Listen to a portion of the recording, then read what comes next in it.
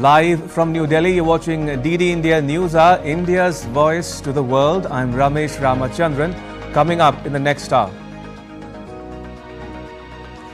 India's Prime Minister Narendra Modi set to take oath for a historic third consecutive term this week.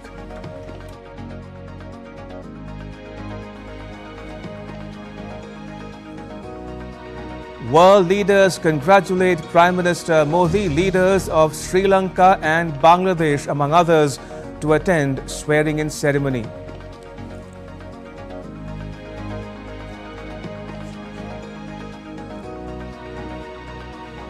The Netherlands starts voting on day one of the European Union's Parliament election.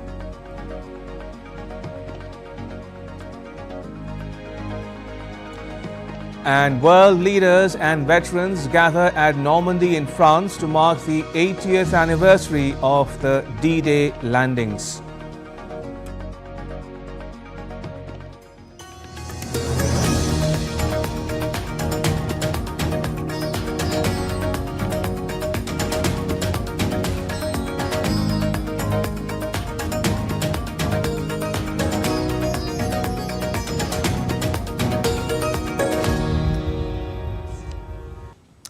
Narendra Modi is all set to take charge as India's Prime Minister for a historic third consecutive term. Leaders from Asia, Europe, Africa, West Asia and the Caribbean congratulated Prime Minister Modi on his win in the parliamentary election. Congratulatory messages also poured in from the leaders of Nordic nations such as Denmark and Norway.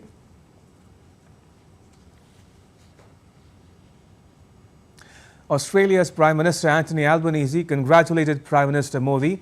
He said in a post on X, and I quote, "Great to speak with Narendra Modi today to congratulate him on his election victory. Australia and India are close friends with strong strategic, economic and cultural ties. We look forward to growing our partnership in 2024 and beyond," unquote. Meanwhile, BJP leaders Amit Shah and Rajnath Singh held talks with the party president JP Nadda in New Delhi on Thursday as the ruling National Democratic Alliance sets in motion the government formation efforts under the leadership of Prime Minister Narendra Modi. NDA lawmakers will meet on Friday at Parliament's Central Hall, with the new government likely to be sworn in over the weekend.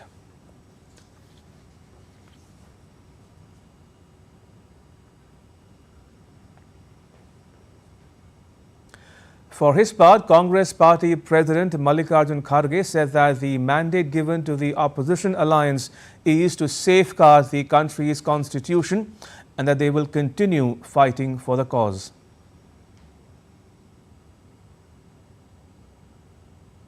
This is a mandate in defense of the Constitution of India and against price rise, unemployment and crony capitalism, and also to save democracy. This is a mandate in defense of the Constitution of India and against price rise, unemployment. All right, joining me from New Delhi is my colleague Debyendu Mondal. Debyendu, what more can you tell us about the inauguration of Prime Minister Narendra Modi's third term in office?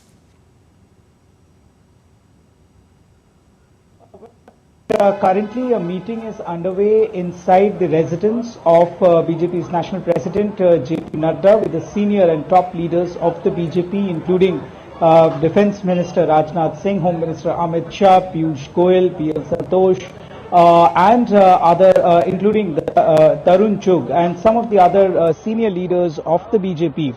The meeting is underway for about 40 minutes now. There are important discussions being held inside this crucial meeting that is currently underway inside the residence of BJP's National President JP Nadda. What could perhaps be on the cards of the discussions that is currently underway is, of course, on the discussions on the cabinet portfolio distribution. We are also given to understand that Prime Minister Narendra Modi could take oath as for the third time on the 8th or the 9th of June, which is by this weekend itself.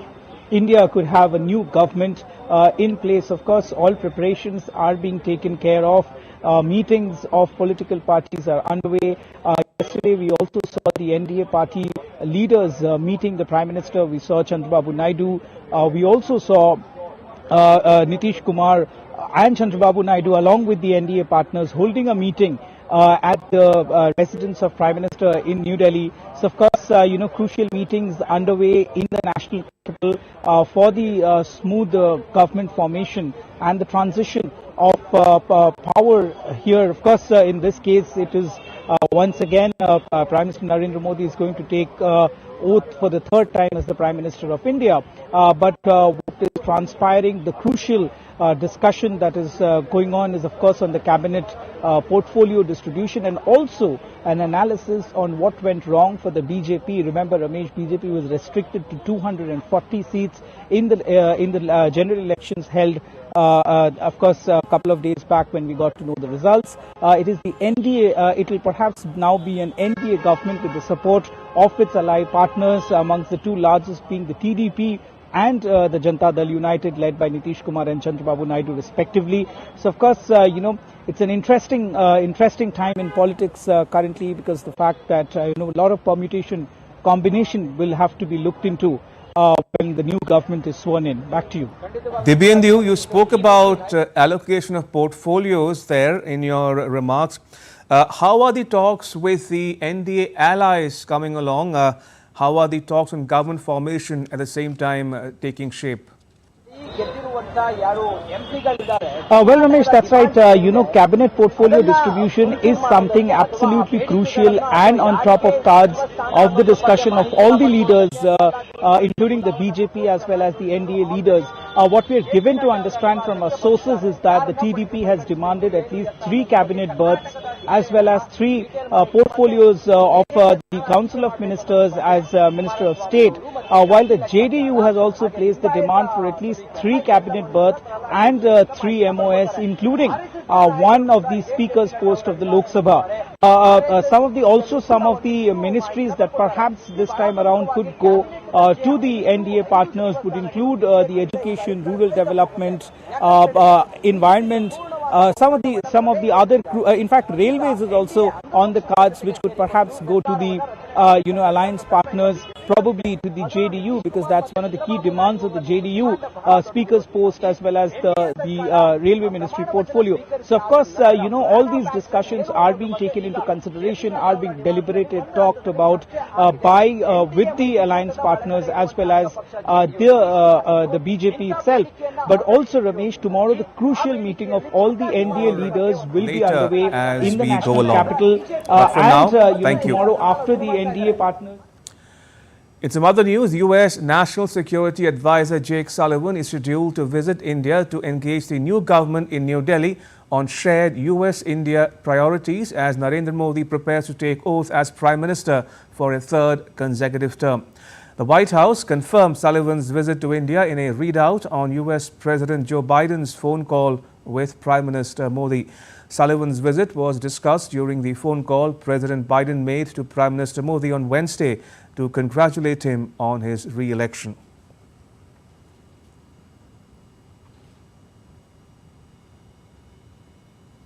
New Delhi was sending out invitations to world leaders for the swearing-in of Prime Minister Narendra Modi's third term. Sri Lanka's President Ranil Wickremesinghe has accepted Prime Minister Modi's invitation to attend his swearing-in ceremony. Bangladesh's Prime Minister Sheikh Hasina also would be travelling to New Delhi for the oath-taking ceremony. Our Honorable Prime Minister Sheikh Hasina is coming tomorrow, and definitely she will take the part of oath ceremonial program. You know very well that Honorable Prime Minister of India Narendra Modi has invited our Prime Minister, and she has already accepted it and going to join the oath ceremonial program, which will be held the day after tomorrow. We hope that there should have some important meetings between the two leaders. And joining me from Colombo is my colleague Ahmed Moeen Farooqi. Ahmed, what can you tell us about President Vikramasinghe's visit to New Delhi? Ramesh, as of now, the information that I have is that all preparations are being made from Sri Lanka to ensure that the President Sri Lanka's President Ranil Wickremesinghe will be traveling to India very soon. As soon as the dates will be finalized and confirmed, accordingly, the President will make a move from here. As of now, what we got to know is that in a telephonic conversation between Prime Minister Narendra Modi as well as President Wickremesinghe, it was discussed that the swearing-in would be held, and at the same time, President Wickremesinghe had congratulated Prime Minister Narendra Modi for securing, the government formation for the third consecutive term. This is something which is historic, and they discussed a lot about the relations that exist between the two countries as well. Ramesh. Now, for the benefit of viewers joining us from around the world, Ahmed, how would you describe or characterize India's ties with Sri Lanka, and how does Colombo view its ties with New Delhi in Prime Minister Modi's third term? Ravish, this is a very crucial kind of a question that you have asked, and it's something very interesting to note because last year President Wickremesinghe had visited India in July.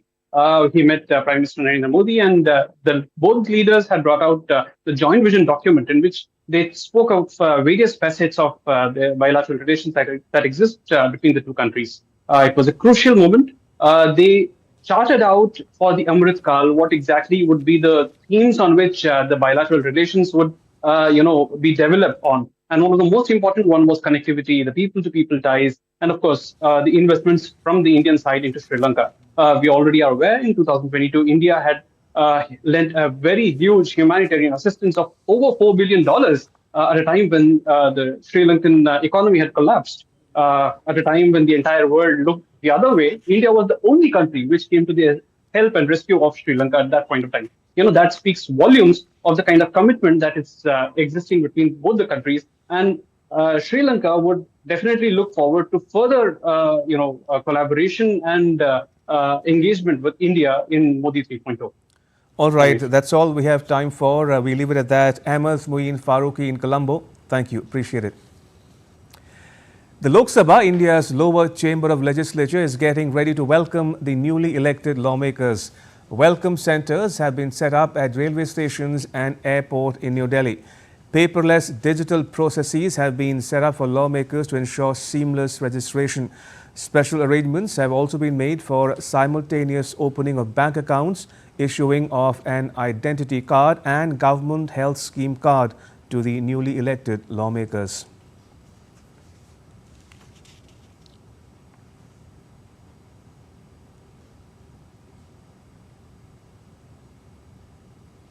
And Prime Minister Modi, in the meantime, has thanked several world leaders who have congratulated him on his re-election. Let's pull up some tweets for you. Prime Minister Modi has congratulated Claudia Sheinbaum for winning Mexico's presidential election.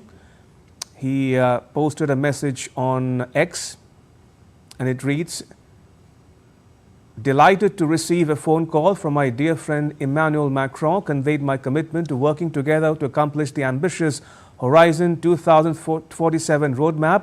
The strong and trusted strategic partnership between India and France is slated to scale newer heights in the times to come," unquote. Now, 6th June is BIMSTEC Day, the Bay of Bengal Initiative for Multi-Sectoral Technical and Economic Cooperation, also known by its acronym BIMSTEC, is an international organization of 7 countries from South Asia and Southeast Asia. It comprises India, Sri Lanka, Nepal, Bhutan, Bangladesh, Myanmar and Thailand. In a message on X, India's External Affairs Minister Subramaniam Jaishankar reiterated India's commitment to achieve shared prosperity through a resilient and open BIMSTEC region. He said, and I quote, "May our time-honored links grow even stronger. Warm wishes on BIMSTEC Day," unquote.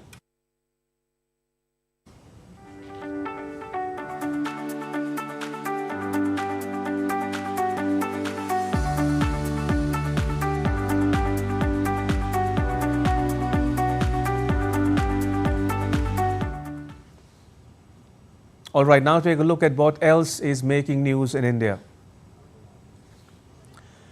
As India's capital, New Delhi, grapples with a water crisis, the country's top court has directed the northern state of Himachal Pradesh to release 137 cusecs of surplus water to New Delhi to ease the crisis in the city. The apex court directed another state, Haryana, to facilitate the flow of surplus water to the Hathani Kund barrage and Wazirabad in New Delhi. The court directed that the water be released on the 7th of June. In a groundbreaking initiative aimed at promoting environmental sustainability in Jammu and Kashmir, the Vaishno Devi Shrine Board introduced an eco-friendly practice of distributing plants as souvenirs to devotees on World Environment Day. Its chief executive officer inaugurated a garden for saplings at Katra.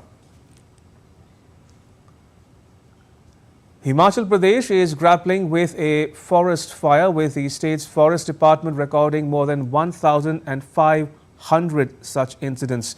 The administration has expressed concern over the situation and promptly responded to the fires. Similarly, a massive fire broke out in the forest areas of Rajouri and Poonch in Jammu and Kashmir, causing damage to vast tracts of land. The forest department and locals alike there were trying to douse the flames. Still to come on DD India News Hour. World leaders and veterans gather at Normandy in France to mark the 80th anniversary of the 1944 D-Day landings. And Britain's Labour Party leader Keir Starmer accuses Prime Minister Rishi Sunak of lying. Find out why after this short break.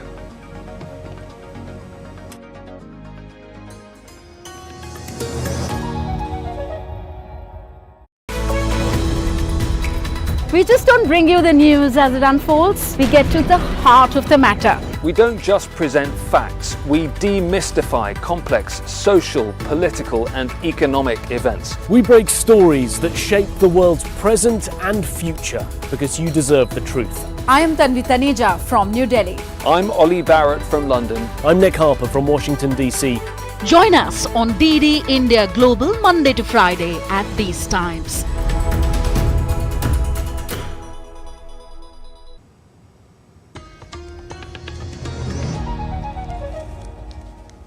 You're watching DD India News Hour. I'm Ramesh Ramachandran. 4 days of voting in the European Parliament election kicked off in the Netherlands on Thursday. Dutch nationalist Geert Wilders has cast his ballot.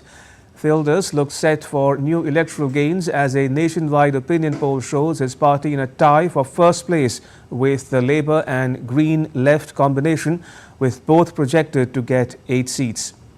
The election, to be held across all 27 EU member states from 6th to 9th June, will have an impact across the European Union and beyond. Polling in the Netherlands will be followed by Ireland and Malta on Friday and Latvia and Slovakia on Saturday. The remaining EU member states will vote on Sunday. Results are expected by Sunday evening local time. Now, 370 million people in all 27 EU member states are eligible to vote. Voters will be selecting 720 members of the European Parliament. Seats are allocated according to each country's population.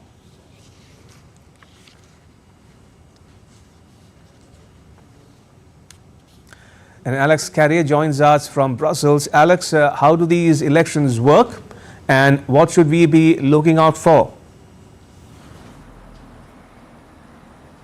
Well, certainly these elections are the second biggest democratic exercise, of course, after the Indian elections, those 27 countries going to the polls. And what will happen is that the voters will make national decisions, voting for parties in their countries. But then the big question is, how do those individual parties work together once they get to the European Parliament? They will form these parliamentary groups together in the European Parliament. So the question will be, how will the right-wing parties from the Netherlands, from Italy, from France, from Germany, Spain work together in that parliament?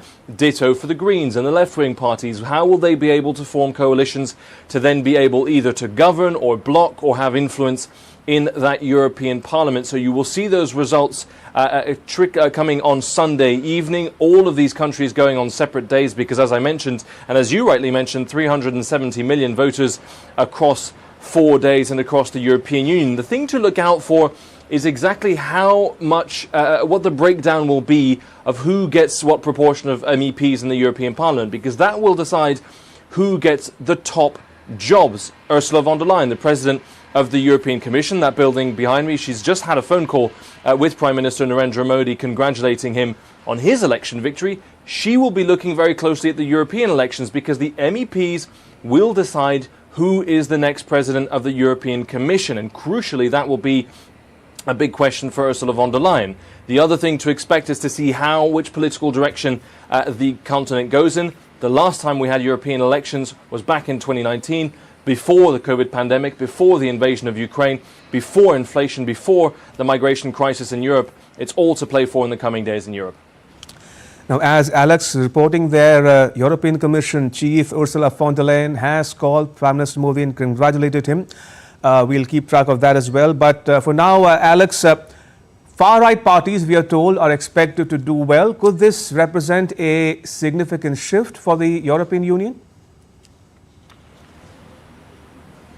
It could, but it's not certain that it will, because, as I was saying, these far-right parties need to be able to work together. So Fratelli d'Italia in Italy, Giorgia Meloni's party, will have to work with the French Rassemblement National and the AfD in Germany to form a coalition of parties in the European Parliament. And if they have a surge in voting, as we expect them to do, we expect the two far-right groups to get about 12% more MEPs than at the last European elections, to be able to block legislation, to be able to have a real impact in the Parliament, they need to form a big enough group of MEPs. So they have to be cohesive and coherent in their policies. One policy where they do not see eye to eye across the far-right parties in Europe is Ukraine. Some parties are more sympathetic to Russia.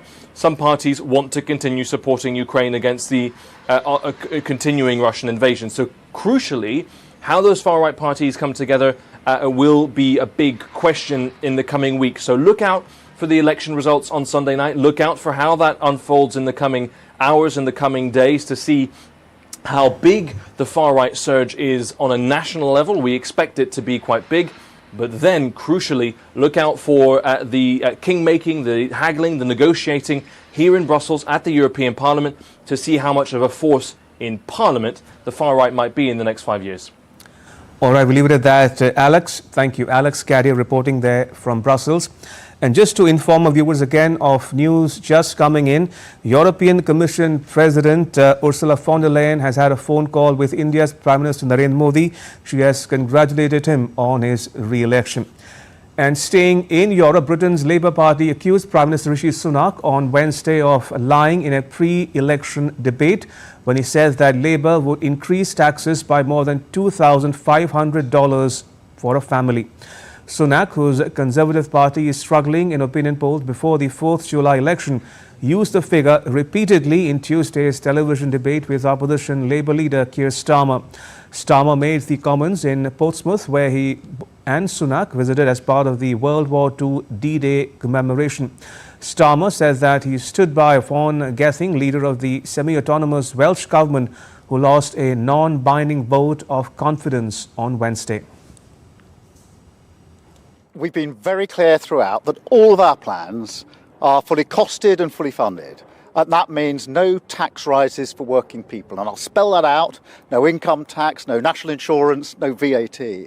What you saw last night was a Prime Minister with his back against the wall, desperately trying to defend 14 years of failure, resorting, and it was a flash of his character, an insight into his character, to lies.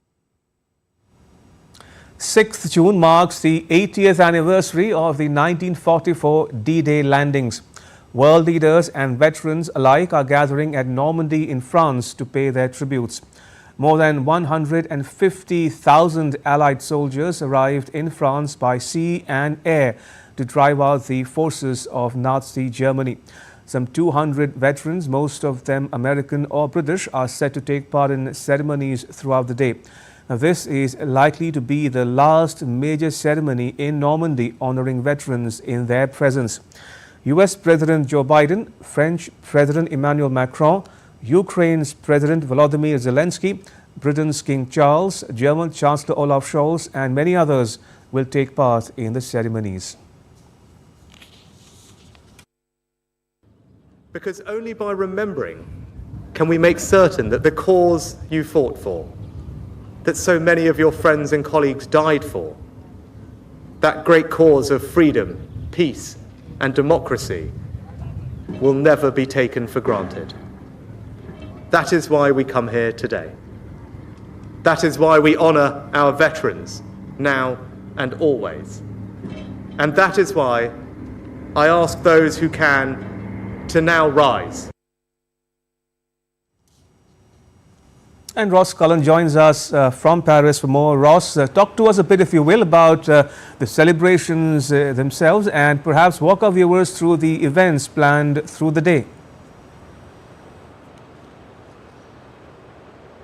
Well, there are more commemorations marking the fact that this was what took place exactly 80 years ago on the 6th of June 1944, when Allied service personnel came together on landing crafts in the beaches of northern France to storm and take those 5 beaches. 2 were taken by American forces, 2 by British forces, and 1 beach taken by forces led by Canadian troops. And then they managed to establish those beachheads, and over the Battle for Normandy, the coming months throughout July, August and into September 1944, managed to drive German forces out of northern France, which paved the way for almost 1 year later the end of the Second World War. And so we see those world leaders gathering in northern France today. Joe Biden is here for 4 days in France, particularly paying tribute this afternoon at one of the American cemeteries.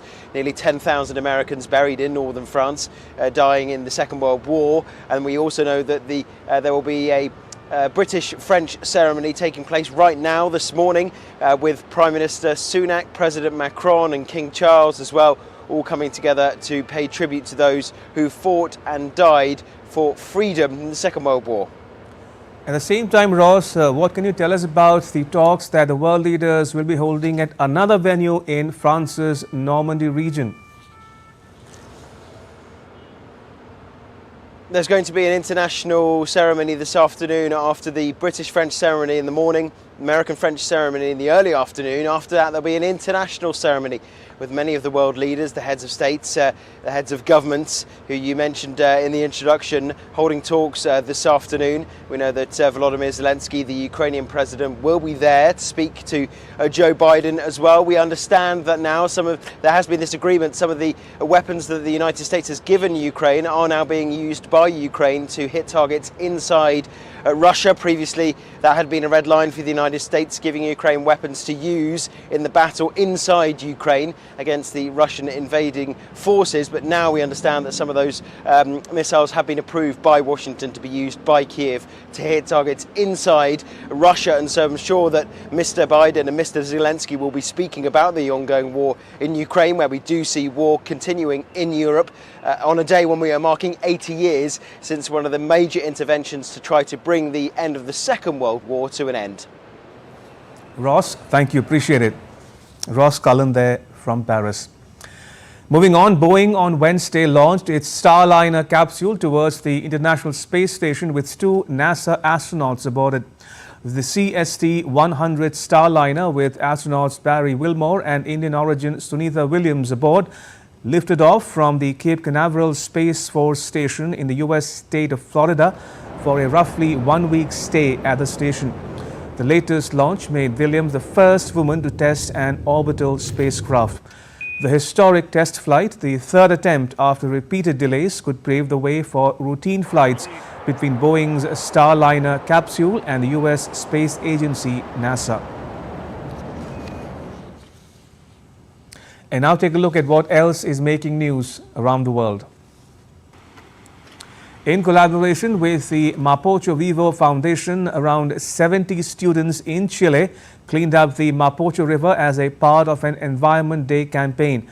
The campaign aimed to clean the country's rivers. A collision between a passenger train and a freight train in the Czech Republic killed 4 people and injured 26 on Wednesday. The crash happened on the country's main rail corridor from Prague to the country's east. Prime Minister Petr Fiala condoled the deaths.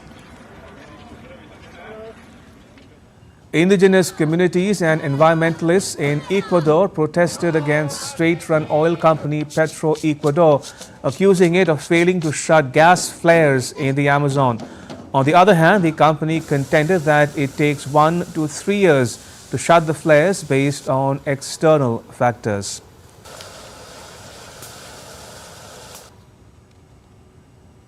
And still to come on DD India News Hour. Israel hits Hezbollah targets in Lebanon after the group carries out airstrikes inside Israel's territory. And Russia's President Vladimir Putin warns the West again that Moscow could use all available means to defend itself if its sovereignty or territorial integrity are threatened.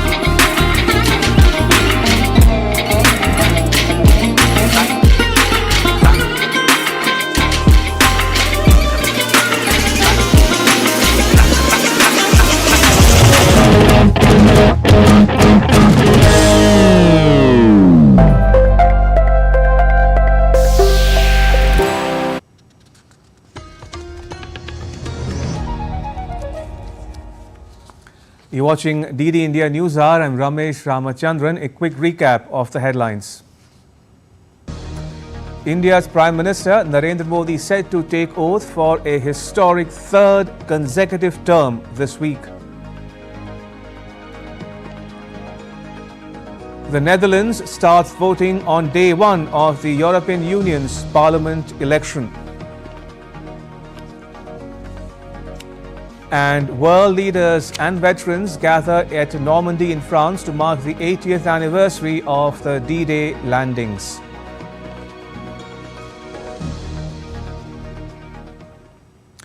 Israel claims to have hit a Hamas compound in central Gaza on Thursday. At least 27 Hamas terrorists were neutralized who were involved in the 7th October attacks in Israel. Ismail al-Thawabta, the director of the Hamas-run government media office, rejected Israel's claims that the UN school in Nusrat in central Gaza had hidden a Hamas command post. Israel's military said that before the strike by Israeli fighter jets, it took steps to reduce the risk of harm to civilians. Meanwhile, Israel struck Hezbollah targets in Lebanon on Thursday after the group carried out airstrikes inside Israeli territory. An Israeli military video showed its forces hitting a Hezbollah observation post near the Lebanese town of Khiam and a military structure near the village of Ayta al-Shabab.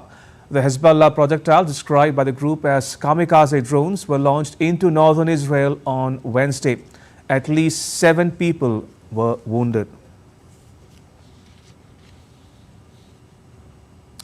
Russia's President Vladimir Putin on Wednesday cautioned the West again that Russia could use all available means to defend itself if its sovereignty or territorial integrity were threatened. When asked about the risks of nuclear war over Ukraine, Putin said that the West had repeatedly accused Russia of nuclear saber-rattling, but said that this was wrong. He pointed out that it was the United States that had used nuclear weapons against Japan in World War II. Speaking to editors of international news agencies in St. Petersburg, he said that Russia's nuclear doctrine permits such weapons to be used in response to a number of threats. He added that Russia had no plans, though, to attack NATO member states.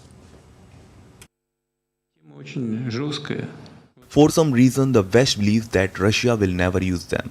We have a nuclear doctrine. Look what it says. If someone's actions threaten our sovereignty and territorial integrity, we consider it possible for us to use all means at our disposal.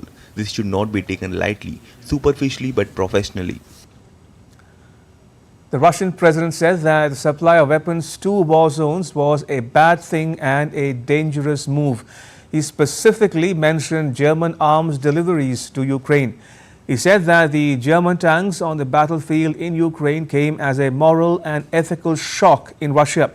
Putin said that if German-supplied missiles ever strike targets on Russian territory, it would ultimately destroy bilateral relations. Now when they say that some more missiles will appear that will strike targets on Russian territory, this of course is ultimately destroying Russo-German relations.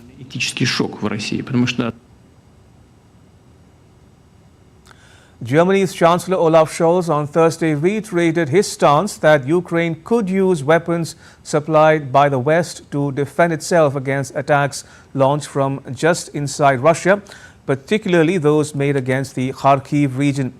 Addressing the lower house of Germany's legislature, Scholz said that Ukraine can also use the weapons supplied by the United States and allies in order to defend itself from Russian attacks, but always in accordance with international legal obligations.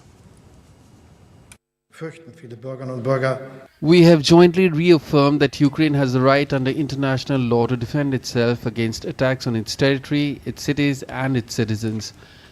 This also applies to attacks such as those in the Kharkiv area, which Russia carries out from positions in the directly neighboring Russian border area.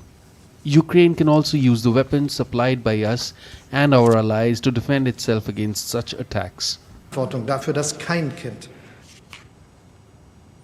And Dasha Chernyshova joins us from Moscow for more. Dasha, what more can you tell us about the claims and counterclaims by Russia and Germany insofar as weapons supplied by the West to Ukraine are concerned?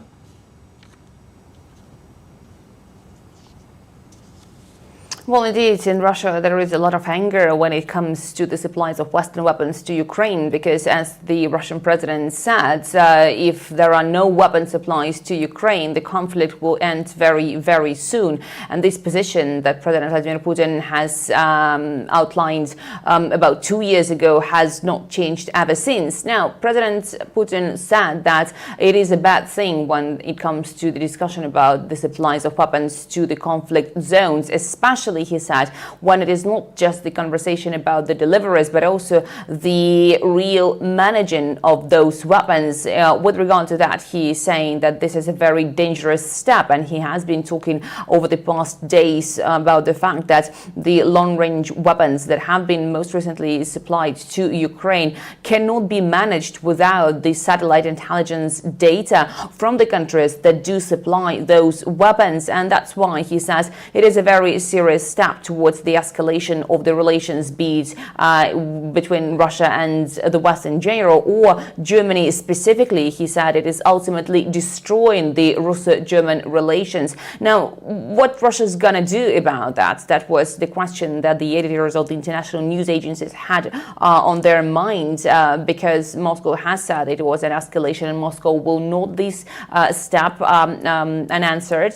President Vladimir Putin said that there are two main things that Moscow will be doing. First of all, it is improving its air defense systems to make sure that those weapons are destroyed before they hit any target inside Russia. But secondly, he sent a very strong warning that Russia does reserve the right to supply same class weapons such as Storm Shadows or ATACMS to the countries from where the Western countries can feel vulnerability if those Russian weapons are stationed. So he didn't precise what countries he was talking about, but one way or another, Moscow is saying very clearly to the Western countries that there is a limit to which Russia will be waiting. Obviously, Russia notes that it is not going to use its nuclear weapons without the real need for that, which is enshrined in Russia's military doctrine. But Moscow is sending a very strong message to the Western countries that they have to cool their heads down, as the Russian officials here have described it,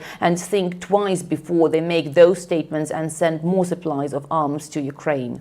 All right, we leave it at that. Dasha, thank you. Dasha Chernyshova reporting there from Moscow. Moving on, the US's new asylum ban allows officials to deport illegally crossing migrants without a chance to seek asylum. It will be effective only when migrant arrests cross the daily number of 2,500 in a week. Dozens of migrants were arrested on the first day of the new ban. It's an attempt to stop migrants from seeking asylum at the US-Mexico border until the numbers of attempted crossings declines. The new ban will be in place until the arrests come down to an average of 1,500 per day for 3 consecutive weeks. In more news from the US, former President Donald Trump denied on Wednesday that he had lost confidence in his legal team after his conviction on charges of falsifying documents to cover up a payment to an adult film star. Trump attributed his legal challenges to a rigged system. He claimed political persecution from the White House and Department of Justice. Trump expressed frustration over not testifying in his trial, labeling it as very unfair. While other states in the U.S. experienced heat waves, the Maryland state witnessed multiple tornadoes on Wednesday evening. According to the National Weather Service, at least 9 tornadoes struck Maryland. The tornadoes caused heavy damage as debris flew and power transformers flashed and sparked. A ranch-style home collapsed during the storm, trapping 5 people inside. One individual was transported to the hospital with serious injuries.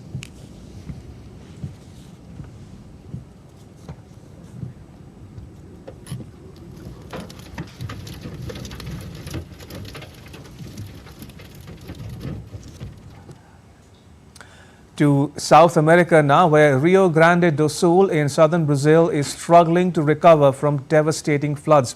The country's military took to the streets as part of collection and cleanup operations involving several containers of chemicals. The cleanup is expected to last a week. Volunteers joined efforts to clean up damaged schools. The farmers have also been affected, with some reporting that it will take 3 to 4 years to recover their production. According to the latest report, storms and floods since late April have displaced more than 500,000 people and 172 confirmed deaths, with 14 people reported missing. Heavy rains battered multiple cities in southern China's Guangxi Autonomous Region. Rescue operations and evacuations continued on Wednesday as floodwaters caused trouble for residents. Firefighters worked to evacuate the stranded and drain floodwater from roads. A heavy rainfall since Monday night local time disrupted urban traffic in different regions. The waters rose up to 2.23 meters above the warning level on 11 rivers in Guangxi. As temperatures soar across states in India, the Health Ministry held a review meeting on heat wave preparedness and measures to prevent hospital fires amidst rising cases. Dr. Aful Goyal, Directorate General of Health Services, Health Ministry, conducted a virtual meeting to assess the situation. The states were directed to take proactive measures to prevent devastating incidents caused by extreme heat. They were directed to conduct follow-up reviews for heat stroke rooms, ORS corners and surveillance. Appropriate fire prevention measures and staff training should be provided on fire safety protocols, evacuation procedures and use of firefighting equipment at all healthcare facilities.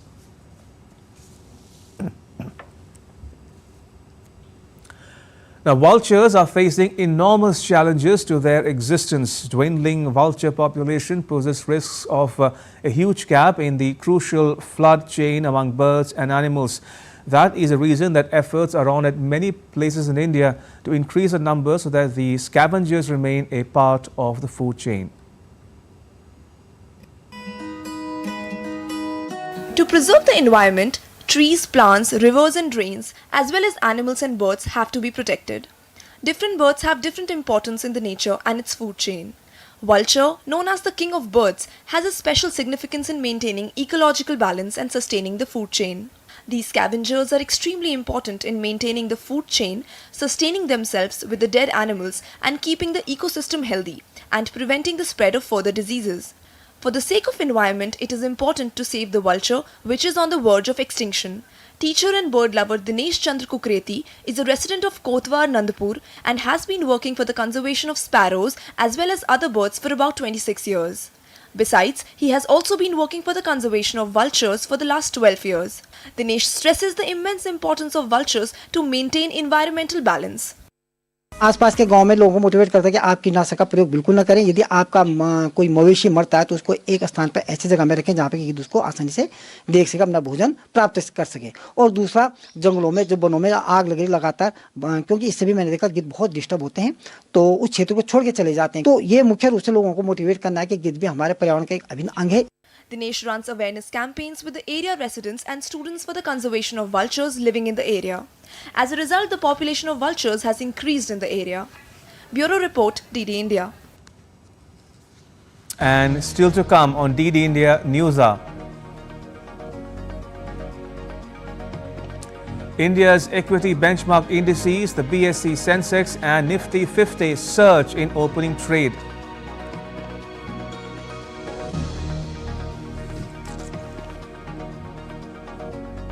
India trounces Ireland in its opening encounter of the ICC Men's T20 World Cup. And 5-month-old bear cubs make their outdoor debut at a US zoo.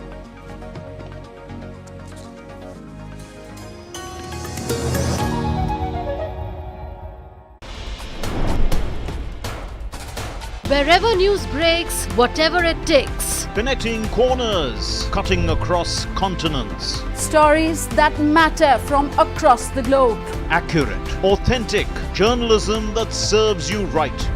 From politics to glamour, from sports to world affairs, with a fusion of aesthetics and substance. Introducing news in a new avatar.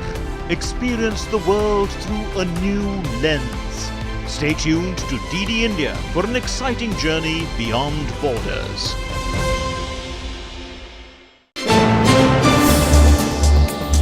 Voice of a rising aspirational world. Stories of challenges, struggles and accomplishment. A world battling conflict, hunger and poverty. Embracing growth, development, science and technology. A voice of progress, a voice of unity. Watch Voice of the Global South with me, Akshay Dongre, only on DD India.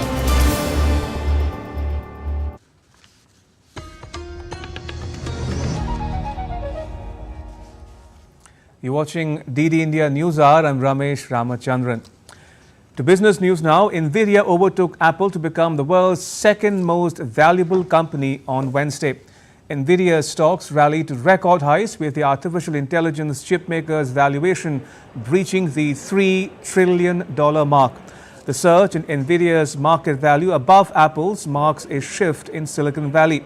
Nvidia's stock has surged 147% so far in 2024, with demand for its top-of-the-line processors far outstripping supply as Microsoft, Meta Platforms and Google owner Alphabet all race to build out their AI computing capabilities and dominate the emerging technology. Sri Lanka has granted preliminary approval to Elon Musk's Starlink to provide internet services on the island nation. Last week, senior advisor to the president, Ruvan Vijayawardene, had highlighted that Starlink would be launched in 2 to 3 months on the island. Agency sources quoted the president's office as saying that the innovative technology was given a go-ahead by the Telecommunications Regulatory Commission of Sri Lanka on Thursday. India's equity benchmark indices, the BSE Sensex and Nifty 50 surged in opening trade on Thursday. The Sensex was up 399 points or 0.54% at 74,782.16, whereas Nifty was up 124.6 points or 0.55% at 22,744.9. The top gainers on the Nifty were NTPC, SBI, ONGC, Power Grid and Coal India. And Shyama Mishra joins us from Mumbai for more. Shyama, good afternoon to you. How are the markets faring now? Well, Ramesh, good afternoon to you too, and it's a good afternoon for the markets as well, because after the euphoria, got down and markets came out of that euphoria. On Tuesday, we did see a bloodbath kind of a situation, and since Tuesday evening, when this announcement was made that the NDA, led by BJP and Prime Minister Narendra Modi, they would be forming the government for the third consecutive time, markets have somehow, come back to shape, and they are trading in green since. So we understand that this is a cautious trade going on. There'll be a little bit of volatility, but more or less the markets would be trading in green. And you are seeing that the rally that we saw during the exit poll results, this is not a similar one. This is much lesser, and that is what we are calling as a cautious trade. We have also spoken to a lot of experts who are saying that till the swearing-in ceremony happens, which is said to be, the reports are said to be around June 8, this volatility in the markets will continue to remain, and once that is done, only then the markets will have something concrete with them, and then the rally might begin. Right. So we understand both Sensex, Nifty, they would be seeing some green trading right. after the government formation, because the market right now is actually picking on the point that the allies are giving their support to NDA, and right. NDA would be forming the government. So the market is expecting the continuity, the stability for the next 5 years of the reforms that are already in place. Right. And they are also expecting a lot of new reforms for the development of the nation. All right, we'll leave it there. Shyama Mishra in Mumbai, thank you for now. Appreciate it. And now to all the news from the world of sport with my colleague Abhishek Mahajan. Abhishek, over to you. Thank you, Ramesh. Great start for India in the World Cup, and we'll also talk about French Open. But yes, we'll start with India versus Ireland game. India is past Ireland by 8 wickets to start their T20 World Cup 2024 campaign with a win. India blew away the Ireland batting lineup after winning the toss and putting them to bat.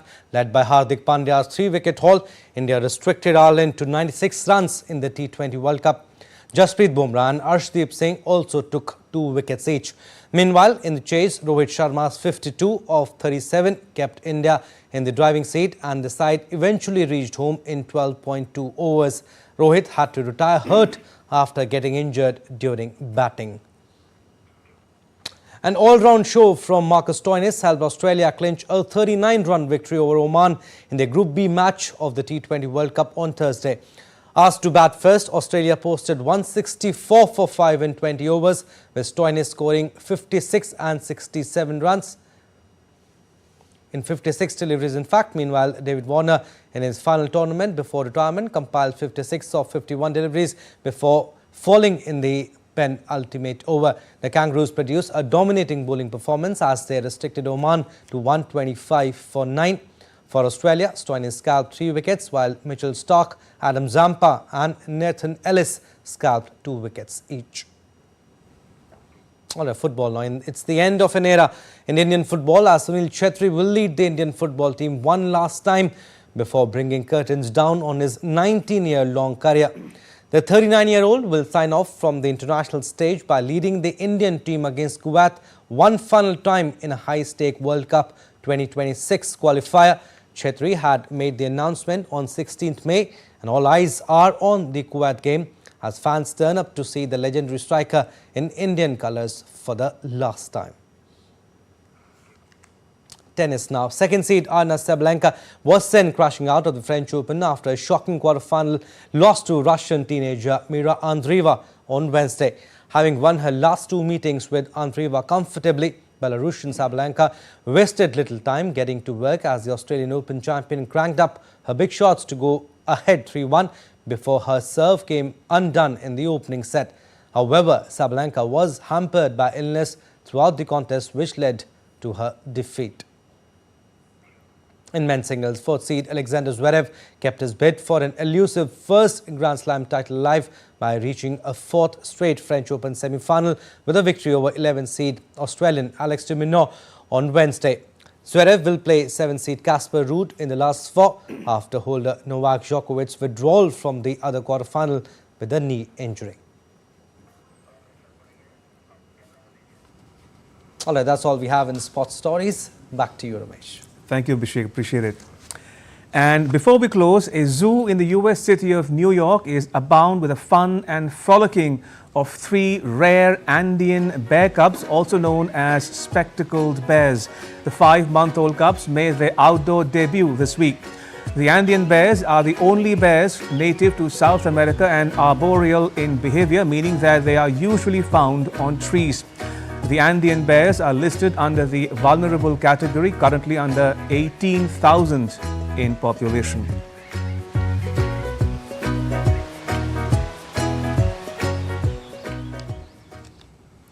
And with that, it's a wrap on this edition of DD India News Up. For those of you on the go, you can get all the latest news and updates on the DD India mobile app. The app is available on both Android and iOS platforms. You can scan the QR code on the screens to download it. Let us know your thoughts on the news of the day. You can connect with us on Facebook, X and Instagram. You can also check out our website ddindia.co.in.